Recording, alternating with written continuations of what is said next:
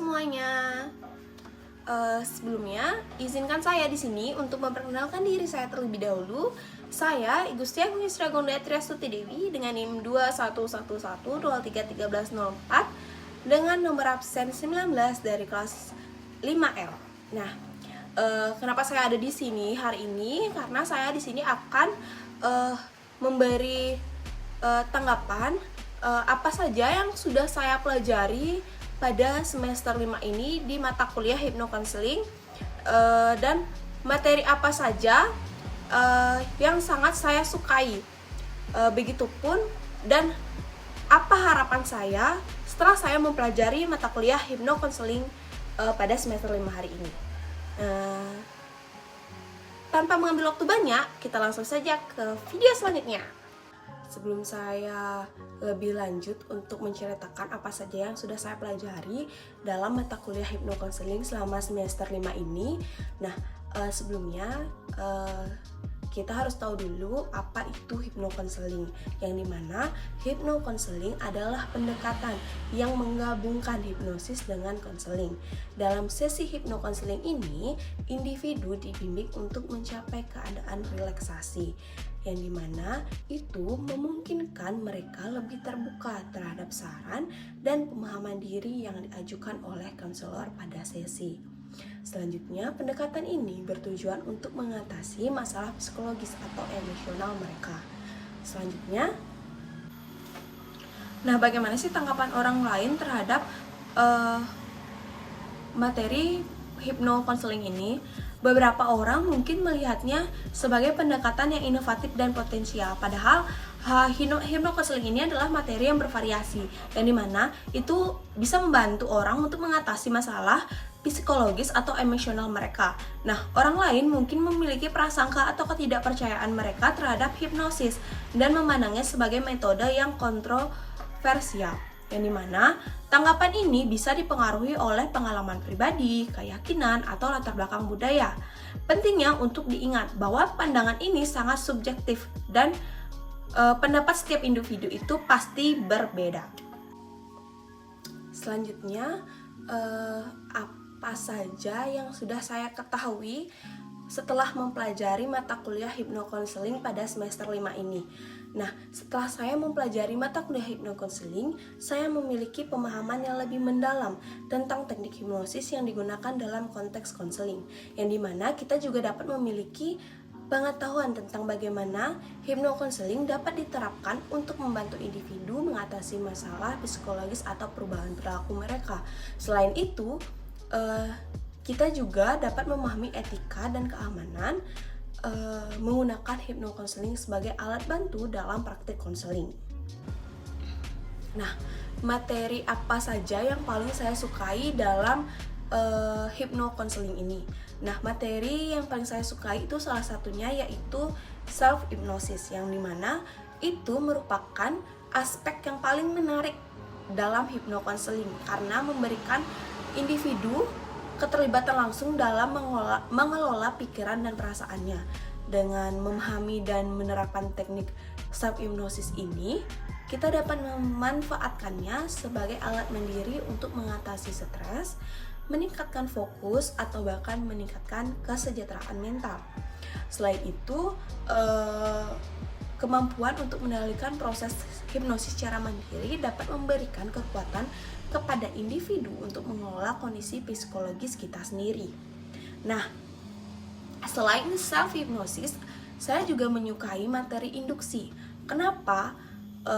Itu memungkinkan alasan saya menyukai materi induksi dalam hipnokonseling, karena induksi merupakan langkah awal yang paling penting dalam mengarahkan seseorang ke dalam keadaan hipnosis, yang dimana beberapa alasan mengapa induksi itu sangat menarik untuk saya, yaitu yang pertama, itu dapat membuka pintu ke alam bawah sadar, yang dimana proses induksi ini membantu membuka akses ke lapisan pikiran bawah sadar, dimana perubahan positif dapat diperkenalkan.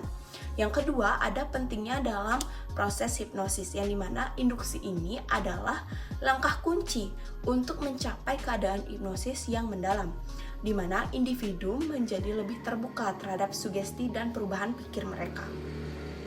Yang ketiga, ada varietas teknis, yang dimana itu ada berbagai teknik induksi yang dapat disesuaikan dengan preferensi atau kebutuhan individu sendiri, sehingga memberikan variasi dan fleksibilitas dalam pendekatan hipnokonseling. Yang keempat, ada pengalaman unik, yang dimana induksi ini menciptakan pengalaman unik setiap kali dilakukan, memberikan kesempatan untuk eksplorasi dan pemahaman yang lebih dalam tentang diri sendiri. Yang kelima, ada pentingnya hubungan praktisi dan klien, yang dimana proses induksi dapat memperkuat hubungan antara praktisi dan klien karena membangun kepercayaan dan kerjasama dalam mencapai tujuan bersama. Nah, induksi ini memainkan peran krusial dalam membuka pintu menuju alam bawah sadar dan memfasilitasi perubahan positif dalam hipnokonseling. Nah, saya sempat bingung kenapa mata kuliah pada semester 5 ini saya mendapatkan mata kuliah hipnokonseling. Nah, padahal itu tidak ada di pikiran saya sama sekali.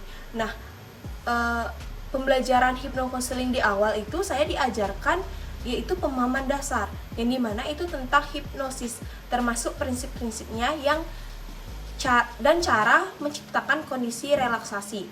Nah, kita juga mungkin belajar tentang teori-teori konseling yang mendukung pendekatan ini. Selanjutnya, kita juga praktik hipnosis yang dilibatkan dengan fokus pada teknik relaksasi dan sugesti positif. Proses ini kemudian diintegrasikan dengan keterampilan konseling, memungkinkan siswa untuk memahami bagaimana menggabungkan dua elemen tersebut secara efektif.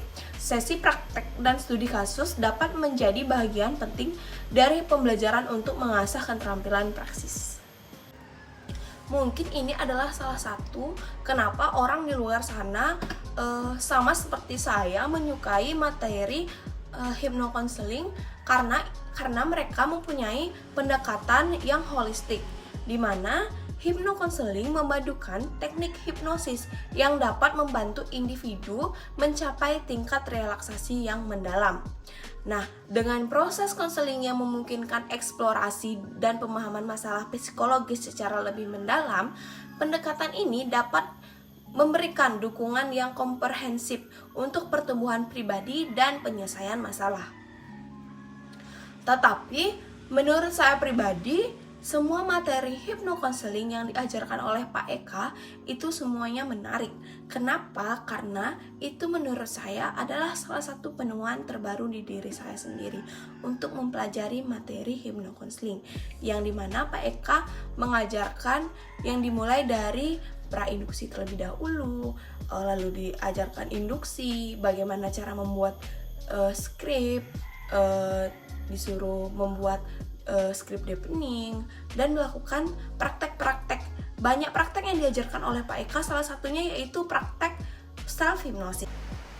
Baik, harapan saya di sini setelah saya menjalani mata kuliah hipnokonseling, saya dapat mencakup kemampuan untuk mengintegrasi pengetahuan teoritis dan praktis dalam praktik konseling, yang dimana saya mungkin berharap dapat menggunakan teknik hipnosis secara efektif, memahami dasar-dasar konseling, dan memiliki kepercayaan diri lebih dalam membimbing individu untuk menuju pemahaman diri yang lebih dalam. Nah, selain itu, mungkin saya berharap dapat membantu orang lain secara positif untuk pendekatan hipnokonseling. Baik, itu tadi penjelasan dari saya mengapa saya menyukai materi self-hypnosis, kenapa saya menyukai induksi, harapan saya setelah saya mempelajari mata kuliah hipnokonseling pada semester 5 ini itu apa. Mungkin ada kesalahan kata dalam penyampaian di video. Saya mohon maaf. Akhir kata saya ucapkan terima kasih. Dadah.